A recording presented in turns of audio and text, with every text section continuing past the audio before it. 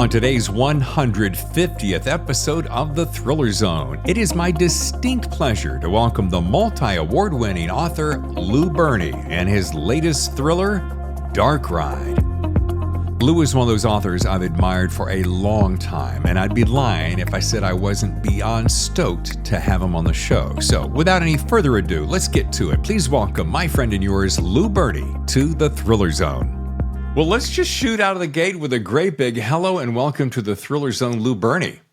It's great to be here, David. It was so delightful seeing you finally face-to-face at BoucherCon. Yeah, you're taller than I expected. You're over 7 feet tall, which you don't get from the video at all. Yeah. It's so funny. How many times did you say to yourself as you were meeting people, oh, you're taller, you're shorter, you're younger? You know, it was so odd to catch all that. It is fun. It's fun to meet people in person you've been corresponding with for some time. And I'm thinking back to the first time we corresponded. I think it had to do with it had to be November Road. You weren't on the show, but we talked about it. And I thought, man, one day I want to get this cat on the show, and the planets aligned, and here we are. I know. It's really great to be here. I really appreciate the opportunity. So thanks. I saw your, and I jumped on it immediately on Twitter, aka X, and I saw your new trailer that Story Factory just dropped. Let's take a look at it right now.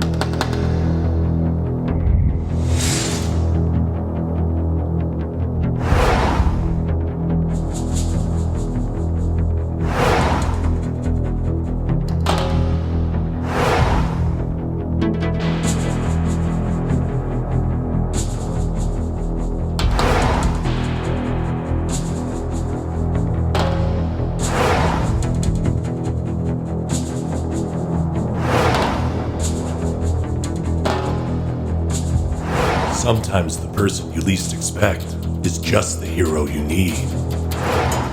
Dark Ride by Lou Berney, coming September 19th. Order now.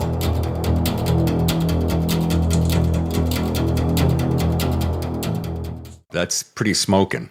Yeah, the Story Factory, that's my agency, Shane Salerno and Story Factory. They do some terrific trailers, and it's always just blows my mind to see, like, that's my book. I can't even believe it. You know, it's so funny. First of all, you're in a class all your own. I mean, you have an entourage of co-conspirators there at the Story Factory that is just mind blowing. Don Winslow, T.J. Newman, Meg Gardner. I mean, the list goes on, and it's a clear indication of your magnificent talent that got you there. Well, I appreciate that. Thank you. I'm not sure that's true, but there is a great group of people at the Story Factory. I mean, it's kind of an odd mix of people, but it all comes back to sort of like a shared taste in books and reading and authors. And we're all, pretty good friends too, which is pretty rare for an agency sort of thing. And that same mindset, you probably found this, Lou, at BoucherCon, you've seen it at Thriller Fest, is this community, you hear us talk about it all the time, this community is unlike many others. You know, you get into Hollywood and the competition's a little fierce, but this community's just nothing but open arms. No, it was so weird because I'd been in academia, I'd been in Hollywood, and so I just sort of expected the crime community to be the same, and it's nothing like that. There's such a supportive vibe.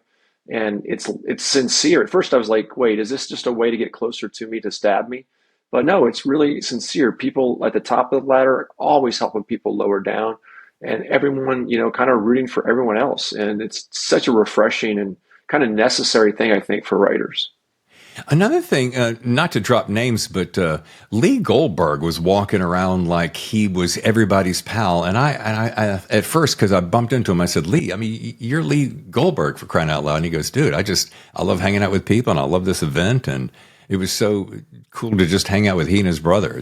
It's amazing. I know. It's just crazy. The people you bump into who are these huge names, sell millions of books, and they're just like hanging out at the bar with everyone else, and the nicest people you could possibly imagine, talking shop. Yeah.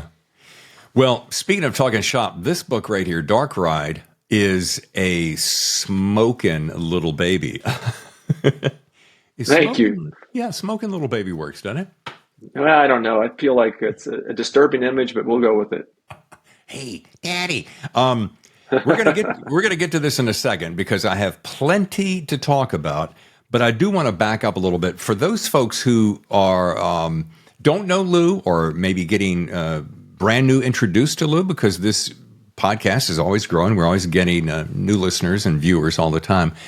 He wrote a book called November Road, which, I mean, when you can win the Hammett, the Steel Dagger, the Beret, the McCavity, and Anthony Awards, you know you've really accomplished something. And I got to ask you before I go on, Lou, did you have any idea that that book was going to make that big of an impact on that big of an audience?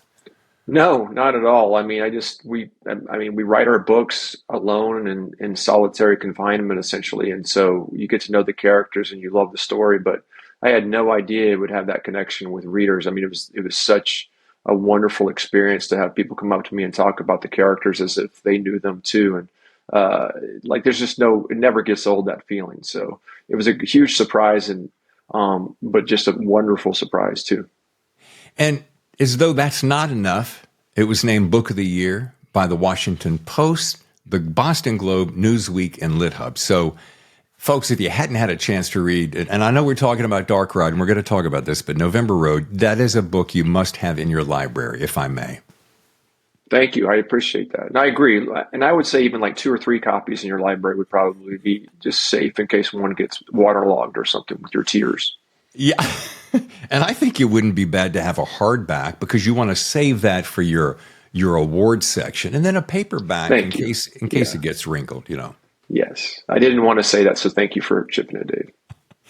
And how about the one that got everybody's attention, or a lot of folks in the mainstream, which was The Long and Far Away Gone, another Edgar Anthony Barry McCavity winner. I mean, Lou, and it's so hard to put you on the spot like this because you're such a humble, down-to-earth guy, and you're not that big guy that's always talking about himself. But I mean, when I ask you specifically, what is it like to win that many prestigious awards?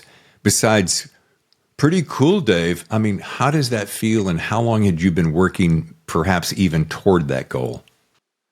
Well, it's ridiculous, you know. I mean, there's so many incredibly good crime novelists out there right now. I mean, it's a true golden age for crime thriller fiction, and so like to win these awards makes me embarrassed at some degree because there's so many great writers and so many great books. But at the same time, it's just everything you do dream about, like the idea that you're getting this kind of acclaim and getting this kind of readership. So like it's incredible, but I'm also like very much aware of how many other great books there are out there. And speaking to that point, the competition is so fierce. And I have said on the show before, many episodes back, that I remember the very first time, or this particular summer, I walked into a Barnes and Noble, as many of us do, right there in the section. And you're looking at all these hundreds of thousands of books, top 10, top 20, et cetera. And if you allow yourself to get caught in that space of, how can I ever do this? How can I ever compete with this number of books and this? You could really go slightly mad, couldn't you, Lou? Yeah, it's tough. Like I have so many good friends who are great writers. Like I was at BoucherCon and I ran into Lee Goldberg's brother, Todd, who's got a new book coming out, I think a week before mine. And I remember reading Todd's last collection of stories and just hating him. Like it was so good. I was like, oh, screw you, Todd Goldberg. But he's like my good friend. And so it's like, you just got to accept that, you know, the rising tide lifts all boats in a way, and the better the crime fiction, the better for everybody. And I know as a reader, like I love that you look at September, the releases this month, it's just incredibly humbling. And you're just like, wow, I'm just glad to be in this mix at all. I was talking to Don Winslow, another one of your buddies in the Shane and Story Factory, and he was talking about Richard Rousseau, his latest book. And he said he was sitting down to read it, and he said to himself, oh, why did I even get into this business? This is ridiculous. I suck. And I thought, Don, you're Don Winslow. You've done pretty good. I mean, do you ever have feelings like that when you are talking about that competition?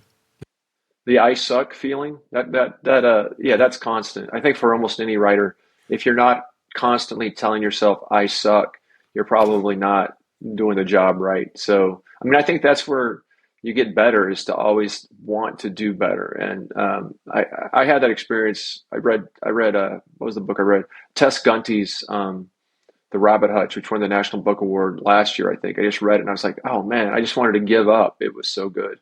But then a few minutes later, I wanted to go straight to the keyboard and like start typing. So I think it knocks you down and then brings you up in the same way at the same time.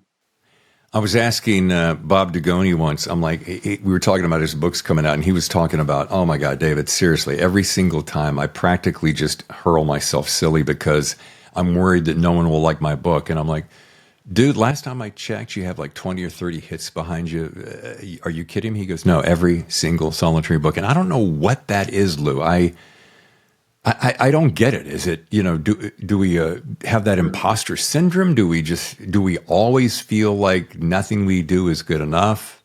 Not to be on the couch, but. No, it's a good question. It's like, athletes have it come out in a very different way. They, like, great athletes just assume every shot's going to go in. That's the mindset of a great basketball player or a baseball player. Every ball he's going to hit out of the park. And for writers, it's different somehow. And somehow it's because we're doing something completely original each time with each book. I think that it's unknown territory. It's not territory we've been over before. And so you're just sort of setting out, like you write one book and you're like, wow, I'm a pretty good plumber. I learned to plumb. And then the next book's like, oh, wow, now I've got to land a plane. And it doesn't match up. So you're always in this state of terror and dread. But I think it makes you better. Do you all of your books are standalones, correct? I have two books that are in a series. My first two novels, Gut Shot Straight and Whiplash River, are part of a series. But since then, I've just been writing standalones, which I'm much more, I guess I'm just much more comfortable with. I don't have to think about what happens afterwards.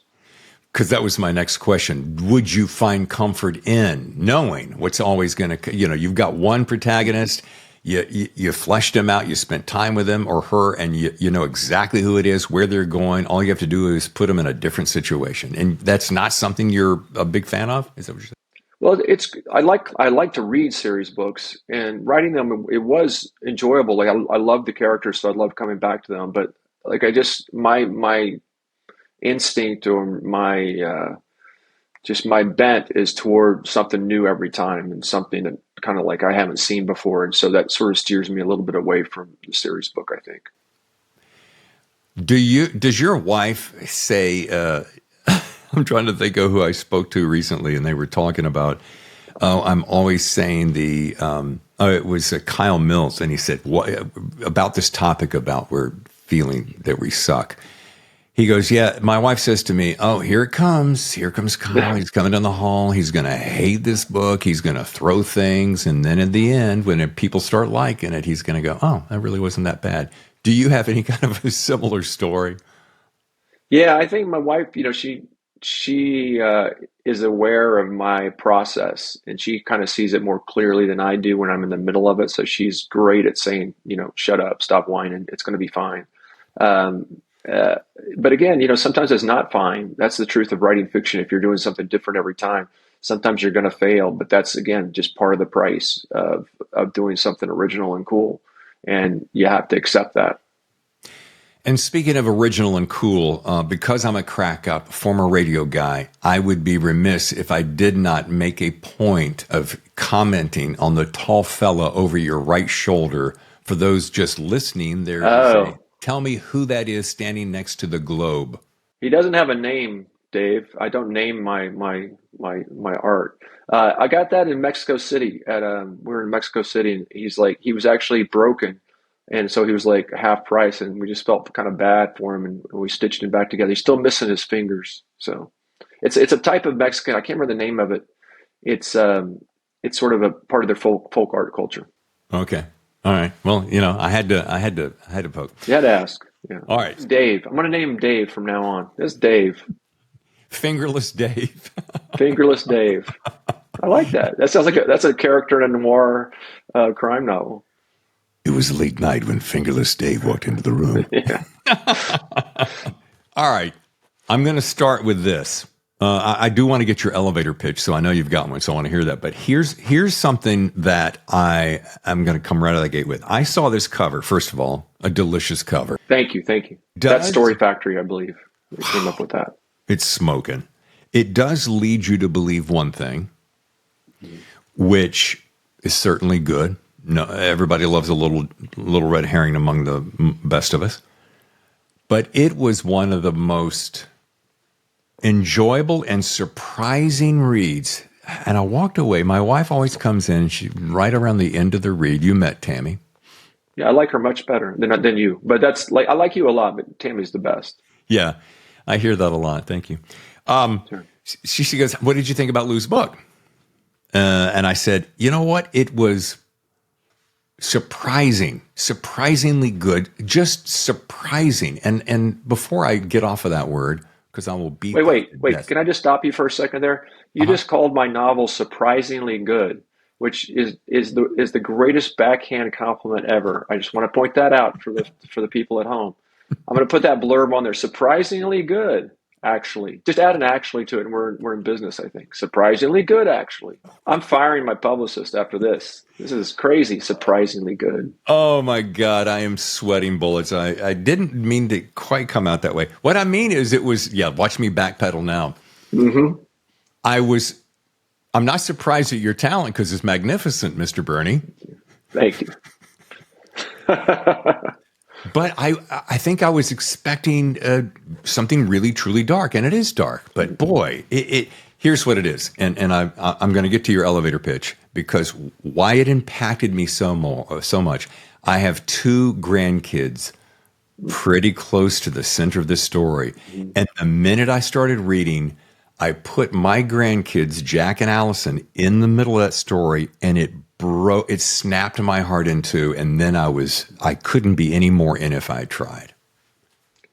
I'd love to hear that. That's fantastic. And I mean, I have 7 great nephews and nieces between the ages of 12 and 3 weeks old. So for me, writing about kids is just, there's so much a part of my life. They all live within a mile or 2 of me, and we're always around them. And so it's something that came organically to me to write about that age of kids and kids in general. And like with kids, I mean, I think you bring up a really great point, like Dark Ride. And to me, it was always from the beginning, I knew it was going to be dark, but I also wanted it to be a ride, in the sense of kind of some light in there as well. And sort of balancing darkness and lightness has always been something that's important to me, both in what I write and what I read. I love kind of things that are more complex and not just sort of one tone or one color. Well, mission accomplished, because it pulls you in. And go ahead and give me the elevator pitch now so that I know exactly what bounds I can step in and out of as we go forward. I guess my elevator pitch is, the novel is about a 21-year-old stoner slacker guy who's just really drifting through life, putting out zero effort. And he happens to cross two kids who he can tell are being hurt by somebody, and no one will listen to him. No one will take over the case from him. So he has to find it within himself to figure out what's going on and help save these kids. And again, he's the most unlikely, least prepared person to do this, but he's the only one who can do it. So he has to do it. Unlikely hero. And the ending took my breath away. I mean, I don't remember. I can very rarely say how many times my breath was taken away. And it's one of those endings that you get to live with for a while, and you get to kind of stir the pot and decide how you want things to happen. But thanks. Yeah, just powerful, Lou, on so many levels, because it isn't just a thrill ride. It's a bit of a mirror to society, to the way how the machine handles. Oh, we're too busy. Oh, someone else will take care of it. It's kind of that underlying thought of someone else's problem. I'm too busy living my boring life. Right. It's really easy to say oh, I'll let someone else deal with this situation. And, when the main character goes to report it to Child Protective Services, and it's not exaggerated at all. It's incredible, how underfunded and overworked and overburdened. Every agency is. And so it's just sort of like if you get caught in that process, if you get lost in that shuffle, you're probably not coming out of it a lot of the time. And so I feel like, that's something I try to remind myself every day is like, I need to be the one who's responsible when I see something, when I can be of help and not just assume someone else will do it. And I think that's something that, it's easy to lose that in this era of iPhones where you're just lost in your phone and it's easy to think, oh, well, someone else will deal with that. And the main character's name is Hardly, which is so good. Hardy, of course, nicknamed Hardly, but the stoner aspect was so precisely captured. And not that you did. Yeah, I mean, I've been around. No, I mean, I guess like one of the things that helped me a lot was writing in I write in coffee shops a lot. So I'm around a lot of young baristas, and I'm not suggesting their drug habits or anything like that, but I'm just saying like that sort of job, that sort of person who can be kind of drifting at that point in their life. I'm around them a lot, so I talk to them and I see them, and then it's also just going back, like I'm sure you, Dave, we go back to our own youth, and you just remember how kind of adrift you can be when you're 20 or 21, and how nothing's figured out, like, and everything seems overwhelming. I think it's even worse today. Like, oh my gosh, for a 21-year-old today, like college is like so much more expensive than it used to be when we were kids, and so it's just it's a combination of personal experience and also just sort of like talking to people. And to be a scare actor in a haunted house park, I mean, that is so original. I know. I had no idea. I can't remember how I came up with that, but I did some research on that, which was fun. And I tried to get it right, but then I just made some stuff up. I remember hearing Harlan Coben one time at a Bouchercon, I think, on a panel, and he's saying like, yeah, sometimes I research, but usually I just make shit up, and I love that, and so that's kind of the scare zone I would create if I was in charge. Yeah. And I love the fact that these guys, take their job kind of seriously. I mean, we're actors here. We're really dialing this in, and yet they fumble through all of it all. Well, back to what people are saying. Don Winslow, we referred to earlier, calls it remarkable. TJ Newman calls it brilliant. Lisa Unger says breathless. Kent Krueger calls it dynamite. S.A. Cosby says it's your best work yet. And of course, not that I've written like these guys, but I had to put in my 2 cents, and I call it surprising and moving. However, not surprisingly good, but just surprising because it really grabs you. I appreciate that. Yeah. No, thank you. Yeah. That means a lot. Yeah.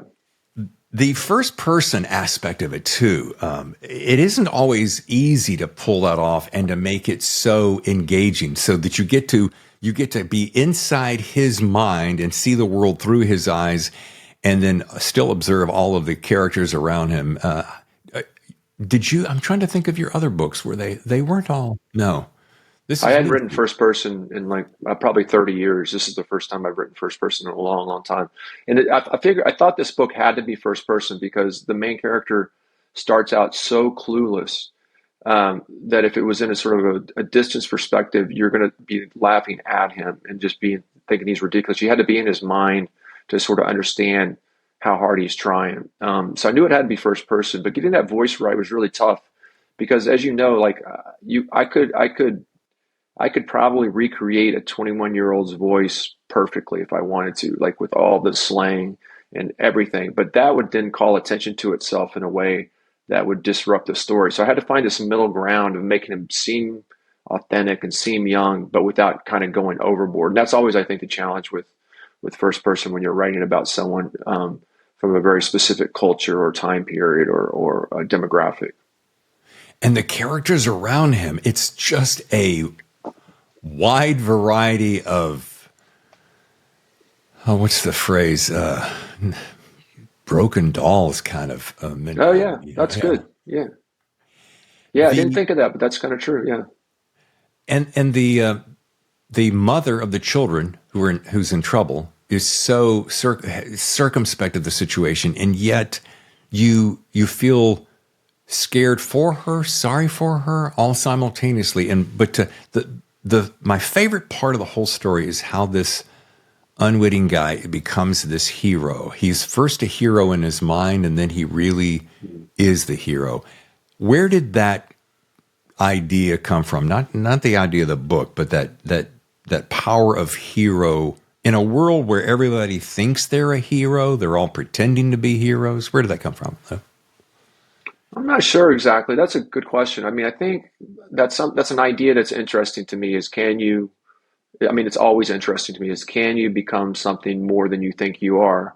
And partly it comes from being a writer, I think. As we were talking about earlier, I think I feel like when it works well, my writing is smarter than me. And I mean, I think you kind of understand that because like only writers can really understand that, I think, because you'll write something on the page and you're like, oh yeah, that's better than anything I could have thought up. But like it came out of you somehow. And so there's this interesting kind of potential that gets expressed when you're writing or probably doing anything creatively that isn't there when you're just sort of trying to summon it. And so I kind of wanted to see what this character was an interesting question. Like till the very end, I didn't know what was going to happen. I just wanted to see like it's in play. Is he really going to be a hero or not? Like he thinks he can be one and he believes in it, but I'm not sure that's necessarily true or not. Yeah, that ending is so spectacular. It's worth the price of admission. I mean, Jiminy. Or a couple of prices of admission. Just remember 2 books, probably. I'm thinking 3, hardback and 2 But thank you, yeah. papers. Yeah. I want to circle back to something when, and you mentioned your agent, Shane Solarian. I want to go back to when you were first starting out and what it felt like. What the situation was when you got discovered by somebody who's got a pretty prolific track record. And I know he doesn't, he's a pretty humble guy and he likes to stay behind the curtain. And so I don't want to draw too much spotlight on him, but he knows how to, when he sees talent, he knows it and he grabs it. So how did that come about? How did you get discovered by this guy? Because it went boom fast. Yeah, what happened was this is about 8 years ago, I think now. I got a message from Don Winslow on Twitter, a DM, and he's like, hey, I don't know if you have an agent or what your agent situation is, but my agent really likes your stuff. And I was blown away to get a message from Don Winslow, who I've been a huge fan of for a long time. And so, but it just so happened like a week after, like almost literally a week after my agent at the time retired. So I was like, yeah, I do need an agent. And I remember getting on the phone with Shane. I was in Tulsa for an event, Tulsa, Oklahoma. And I got on the phone with him and we just talked for like an hour. And just it clicked that he was passionate about books. He was passionate about writers. He wasn't doing this for the money. He wasn't doing it for the fame. He was doing it because he loved the work itself and wanted it to see a bigger audience. And to me, you're going to get no pure expression of the job than that. You know, it's funny that when you think about the people who come into your life that affect you and you think, oh, we're going to use Don for an example. Oh, my goodness, if I could, Don Winslow. But as I talk to writers through the past 2.5 years, everyone feels similarly. They hold everyone else in such high regard. And it's circling back to that comment about what a great community this is that we're all really just chasing our passion. We're just telling great stories and chasing that drive within us that we know that it's either going to hit or miss. And it might be a whole lot of mediocrity in the middle. But what keeps you going? What's that thing that I want to say? What's your secret sauce? Because everything you write turns to gold. And I know that sounds a little foo-foo, but it really is. I mean, each story is so significantly original.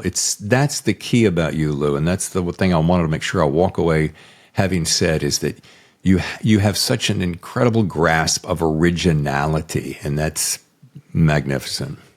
Well, that means a lot. I mean, that's exactly what I'm trying to do. Like as a reader and as a writer both, I want to do something new. And it's not like sort of necessarily even out of choice. It's just like that's what feels right to me. And so my secret is failure. Like I fail a lot. Like, I mean, I do not kind of write a book quickly. I do not write it easily. And I take a lot of wrong turns and dead ends and fall off cliffs constantly. And so, I mean, I think that's just part of my process. I've learned to accept that. So, I mean, to me, it's encouraging to know that you don't have to get it right every time. You can do it again then, that's the whole power of revision and starting over sometimes. So that's what I love about writing is that you can crack at it until you get it right. And then that's a great feeling when that rock suddenly splits and the statue presents itself. Yeah. And that is something I wanted to make sure I questioned. In between November Road and now Dark Ride, it's been how many years? Well, it was about 4 years in between when I wrote them. It's been about 5 years since publication. And that, I talk to a lot of guys who, I'm working hard to put out one every year. There's some people, I'm putting out 2 a year. And I think to myself, how does that happen when you're really going for, and I want to make sure I say this specifically so don't step on toes or get somebody throw shit in my face. But, to be completely original, do something outside the norm, have it so compelling as this story, you can't do that 2 or 3 times a year. And if you can, I want to meet you. You know what I mean? Yeah. I mean, I think everybody does it differently and everyone has a different process. And I just know for me, it involves a lot of trial and error. Like I don't have a recipe for how to create a great character. Like I got some ideas about it and, I can give some guidelines, but in general, it's like I got to write a scene. And if the character starts to come alive in some certain way, I follow that. Or if it lies there on the slab dead on arrival, I got to start over. So a lot of trial and error. And that takes, for me at least, it takes a little bit of extra time, which I don't love, but I've accepted it now. Well, like the old saying goes, if it works, if the shoe fits, wear it. What is one thing that when people meet you, they're so surprised to learn about you that they've told you about anyway? People tend to be surprised that I was a very good baseball player in high school, that I was a high school baseball player. People look at me and like, really? Which makes me, I don't know what they think I was doing in high school, but I was a very good baseball player in high school.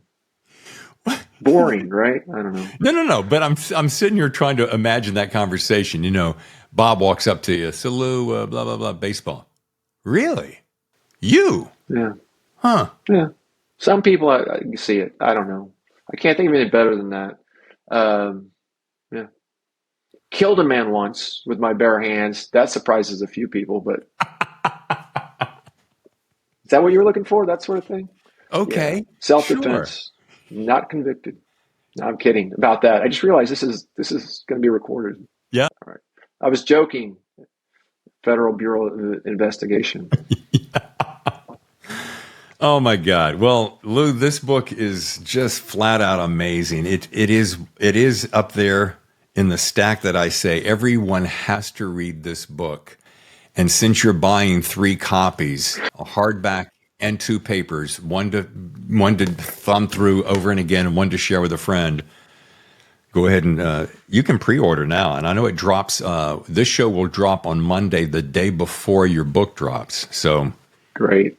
We're going to do plenty of talking about pre-ordering it. But before we wrap, I always ask all my authors their very favorite piece of writing advice. And we've got a lot of folks who listen. There are up-and-coming writers. They're striving writers. There's some very seasoned writers. I had a couple of guys recently say, and one of them stopped me at Bauschkan and says, dude, it's so cool. I love that advice at the end of the show. I always, I think I've really mastered it. And then I hear somebody give a piece of advice. I'm like, oh, yeah, that is so true. It's so key. And I want to hear Lou Berney's best piece of writing advice. Yeah, it is cool. I love to hear that, too, from other, what writers are thinking. I guess my one big piece of advice would be don't trust anyone who tells you there's only one way to write. There's only one way to do it. There's a way for everybody. Everybody has their own way, and you would just have to find that. And you know what? You could probably go back to the greats who have left us much too early and ask them the same thing. And I bet you a lot of those guys would say similarly. And being brought up the way that I was in a household with lots of rules, with a pastor for a father, and everything was fit in a box and do it this way and don't ask why and just keep moving. I grew up with this incessant need to break as many rules as I pretty much could. So It has served me well because I live by that motto. So when I heard it, it resonates very beautifully with me, Lou. Yeah. Good to hear. Good to hear. Well, folks, if you'd like to learn more about Lou and, of course, to order your copy today, go to louberney.com, LOUBERNEY.com. And if you saw him at BoucherCon, I know I saw photos of you with a lot of folks. A lot of people really admire you, Lou. I can't tell you how many people I spoke with. They said, "Did you know that Lou is here?" And I'm like, "Yeah, I did. I just spoke to him. He touched my shirt." You know. I don't believe I touched your shirt. And remember, I was surprisingly good, right? Surprisingly good. Never going to forget that, Dave. 20 years from now, hold it against you. Wow. I certainly deserve that, Lou. I'm kidding.